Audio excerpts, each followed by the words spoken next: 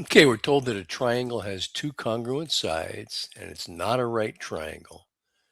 Prove that the line joining the feet of the heights or the altitudes on the congruent sides is parallel to the third of the sides. Whoa, well, what does that mean? So here are the two congruent sides of the triangle. Here's the third side represented by this red line. BD is a perpendicular or an altitude from one of the acute angles. So that's a right angle. And AE is an altitude to the extension of this side.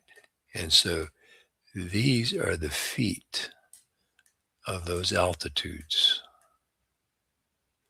And if we join that segment, the points D and E, that segment or the line through them is parallel to the third side. That's what you're trying to prove. And the diagram looks a little bit different depending on whether this angle is obtuse or acute.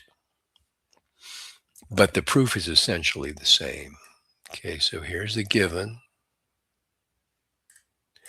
And we're trying to prove that AB, the third side of the triangle, is parallel to that side.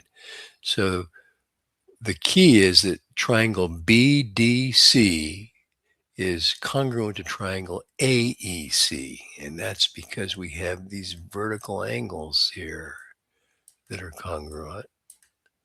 And so you could say it's either a right triangle, hypotenuse angle, or you could say angle, angle, side, either one.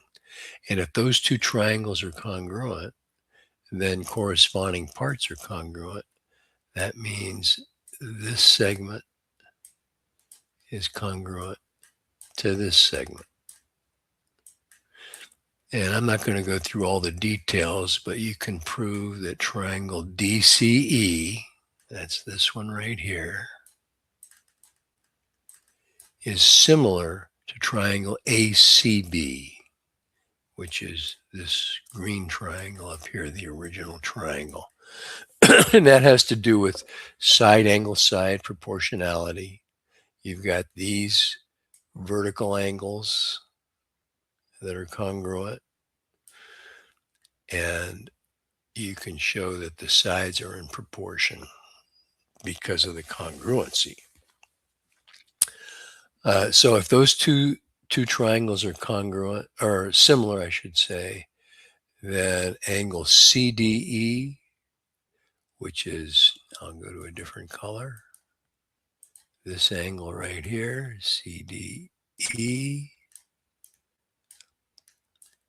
is congruent to angle BAC. BAC is right here.